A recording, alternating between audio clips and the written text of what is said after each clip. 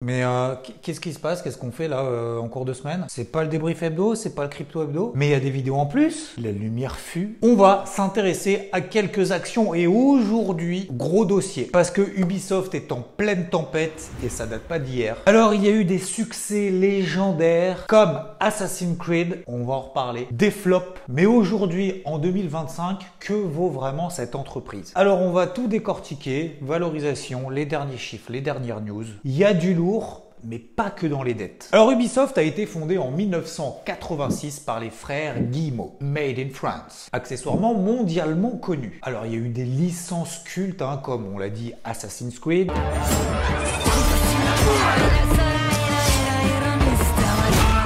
Far Cry, Our people.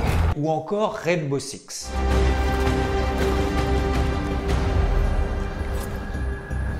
En 2025, Ubisoft, c'est quand même 18 000 employés, malgré de nombreux licenciements. 4 000 en France. Alors, il y a deux gros piliers, ce qu'on appelle les open world en mode solo, comme Watch Dogs,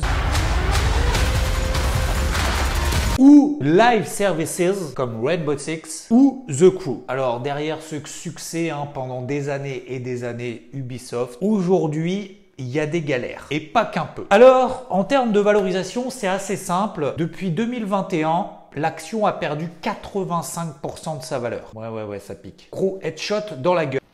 Début 2025, moins de 2 milliards de dollars de valorisation. On était en 2021 à plus de 12 milliards. Alors l'action est cotée à Paris. On tourne aujourd'hui autour des 13 euros. Très loin des 100 euros en 2018. Et puis pourquoi on parle de ça? Parce que récemment, on a eu un petit rebond de 8% en journée. En cours de bourse, j'allais dire, dans la journée quoi. Après la sortie de Assassin's Creed Shadows. Alors oui, le lancement de ce jeu a donné un peu d'air. Sauf qu'on va le voir, c'est pas encore gagné, notamment la tendance long terme. En termes de dette, parce qu'on a parlé en termes de valorisation, on est grosso modo autour de 2 milliards d'euros. Et avec les taux actuels, si tu veux, l'endettement, c'est pas trop le moment quoi. En plus, elle est notée CCC, c'est-à-dire que ça fait pas vraiment rêver les investisseurs prudents. Il n'y a rien à développer, c'est de la merde, c'est tout. Pour les derniers chiffres publiés, on risque de pleurer un peu du sang quand même. Chiffre d'affaires, moins 31%, on est à 990 millions d'euros. Troisième trimestre, un peu moins de 320 millions d'euros, moins 47%. Net booking,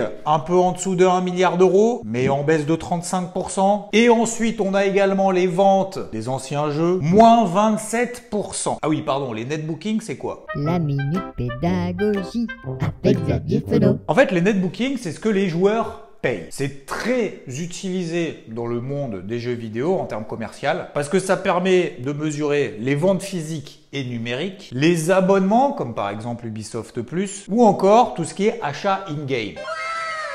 Mais ce sans tenir compte du moment de la livraison du jeu. En fait, c'est vraiment le cash flow réel, plutôt que simplement le chiffre d'affaires classique. Donc ça donne finalement une meilleure vision de la santé, commercialement parlant, de la boîte. Si les net bookings explosent, ça veut dire que c'est plutôt bon signe pour la suite. En tout cas, que la demande, elle est là. Donc c'est-à-dire que si Ubisoft encaisse plein de précommandes, qui sortira seulement l'année suivante, c'est compté en net booking maintenant. Mais le chiffre d'affaires, ça sera pour plus tard. Donc disons, dans ce marasme, on a un peu aujourd'hui Rainbow Six qui sauve les meubles. Faut savoir que 50% de ses revenus, c'est en Amérique du Nord et 30-40%, ça correspond à Assassin's Creed. Alors oui, Assassin's Creed est sorti le 20 mars 2025. C'est là, c'est bon, c'est sorti, on peut jouer là. Bon, la bonne nouvelle, c'est que environ 80% des retours des joueurs et des gamers sur ce jeu-là, c'est très positif. On est dans le top des ventes, c'est pour ça que l'action a pris 8%. Là-dedans, l'idée, c'est que Ubisoft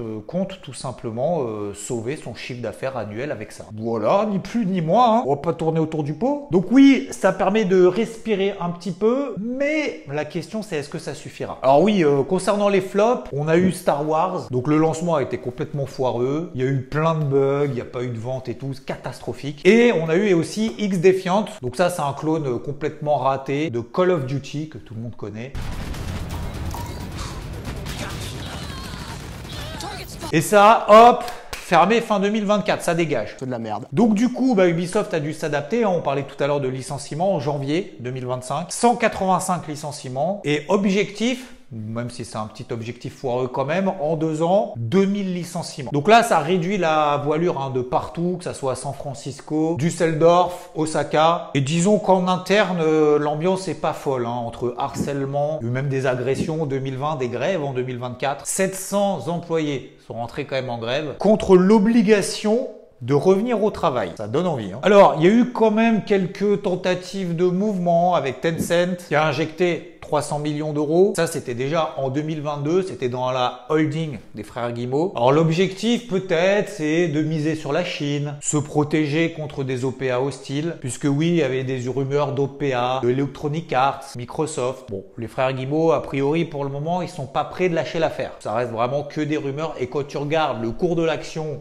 que j'ai mis ici en grand écran, tu vois que les rumeurs d'OPA, personne n'y croit trop. Super, la lumière vient de s'éteindre, magnifique. Après, éventuellement, on parle aussi de vente de licence qui a été bloquée sur Twitter, mais rien d'officiel. Alors, parlant de licence, on peut refaire une petite minute pédagogique aussi dans le jargon du milieu du gaming. On appelle ça une IP. Intellectual Property. En gros, voilà, c'est une franchise, une licence, propriété exclusive d'un studio. Ce qui est intéressant en fait dans Ubisoft là-dedans, c'est justement les univers qu'ils ont quand même réussi à créer au cours de ces dernières années. Assassin's Creed, Far Cry, Just Dance ou encore Watch Dogs. Et tous ces univers-là, en fait, c'est intéressant parce qu'il y a vraiment une communauté de gros joueurs et ça permet de capitaliser un peu là-dessus, comme les joueurs par exemple de Call of Duty qui sont très connus. Mais bon, ça c'est chez Activision. On change de maison. Donc c'est vrai que jusqu'à présent, avant Shadow, c'était quand même l'ambiance pas au top. Aujourd'hui, on se dit, certains cabinets d'analyse, comme par exemple Midcap Partners, dit voilà, les débuts de lancement de Assassin's Creed Shadow, c'est assez encourageant pour la suite. Clairement,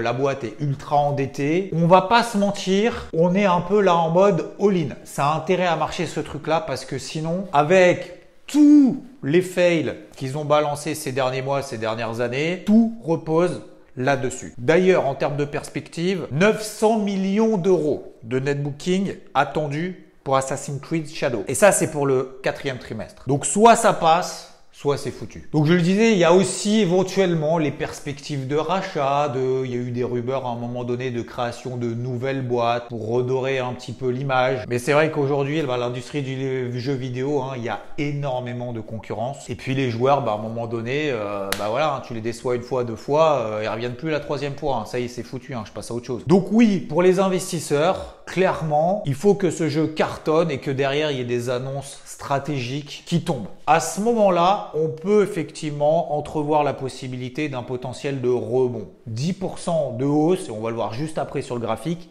c'est rien du tout. C'est même pas le début d'un signal positif à court terme. Parce que, tiens, on va regarder tout de suite, tant qu'à faire.